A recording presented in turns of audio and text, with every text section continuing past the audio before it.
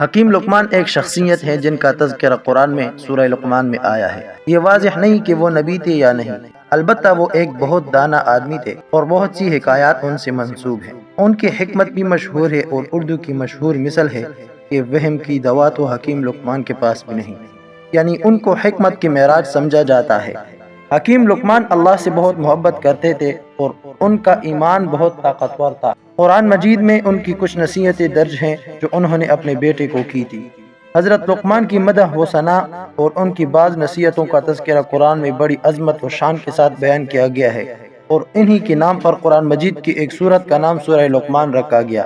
محمد بن اسحاق صاحب مغازی نے ان کا نسب نامہ اس طرح بیان کیا ہے: لقمان بن باعور بن باحور بن تارخ۔ یہ تارخ وہی ہیں جو حضرت ابراہیم خلیل اللہ علیہ السلام کے والد ہیں، اور مؤرخین نے فرمایا کہ آپ حضرت ایوب علیہ السلام کے بھانجے تھے، اور بعض کا قول ہے کہ آپ حضرت ایوب علیہ السلام کے خالہ زاد بھائی تھے۔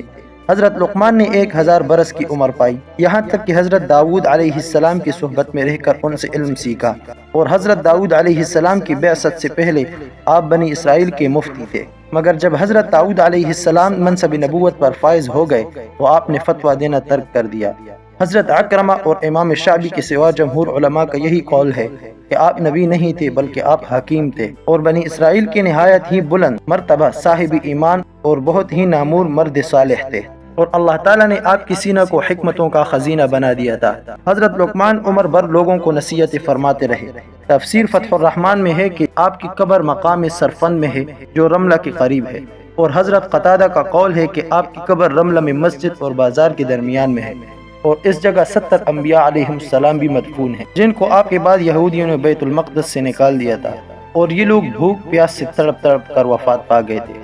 آپ کی قبر پر ایک بلند نشان ہے، اور لوگ اس قبر کی زیارت کے لیے دور دور سے جایا کرتے ہیں۔ حکمت کیا ہے؟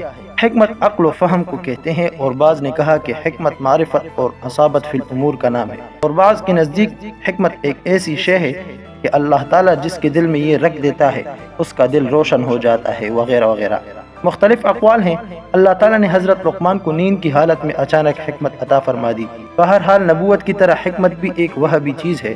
کوئی شخص اپنی جد و جہد اور کسب سے حکمت حاصل نہیں کر سکتا، جس طرح کہ بغیر خدا کے عطا کیے کوئی شخص اپنی کوششوں سے نبوت نہیں پا سکتا۔ یہ اور بات ہے کہ نبوت کا درجہ حکمت کے مرتبے سے بہت اعلیٰ اور بلند تر ہے۔ حضرت لقمان نے اپنے فرزند کو، جن کا نام انعم تھا، چند نصیحتیں فرمائی ہیں جن کا تذکرہ قرآن مجید کی سورہ لقمان میں ہے۔ ان کے علاوہ اور بھی بہت سی دوسری نصیحتیں آپ نے فرمائی ہیں جو تفاسیر کی کتابوں میں مذکور ہے۔ مشہور ہے کہ آپ درزی کا پیشہ کرتے تھے، اور بعض نے کہا کہ آپ بکریاں چراتے تھے۔ چنانچہ ایک مرتبہ آپ حکمت کی باتیں بیان کر رہے تھے تو کسی نے کہا کہ کیا تم فلاں چرواہے نہیں ہو؟ تو آپ نے فرمایا کیوں نہیں، میں یقیناً وہی چرواہا ہوں۔ تو اس نے کہا کہ آپ حکمت کی اس مرتبے پر کس طرح فائز ہو گئے؟ تو آپ نے فرمایا کہ باتوں میں سچائی اور امانتوں کی ادائیگی اور بیکار باتوں سے پرہیز کرنے کی وجہ سے۔ ایک قصہ معارف مثنوی نامی کتاب میں درج ہے کہ حکیم لقمان کے ایک امیر دوست نے کہیں سے تربوز منگوائے۔ وہ حکیم لقمان کو بہت پسند کرتا تھا، اس لیے اس نے حکیم لقمان کو بلایا اور تربوز کی قاشیں کھلانی شروع کر دی۔ حکیم لقمان بڑے مزے سے وہ کھاتے رہے اور شکریہ ادا کرتے رہے۔ جب ایک حصہ تربوز رہ گیا تو اس امیر آدمی نے کہا کہ اب میں بھی تو کھا کر دیکھوں یہ کتنا میٹھا ہے جو آپ بہت خوش ہو کر کھا رہے ہیں۔ جب اس نے تربوز کھایا تو وہ انتہائی کڑوا تھا اور کھانا تقریباً ناممکن تھا۔ تو اس نے حیرت سے پوچھا کہ اے لقمان، آپ یہ کیسے کھا رہے تھے؟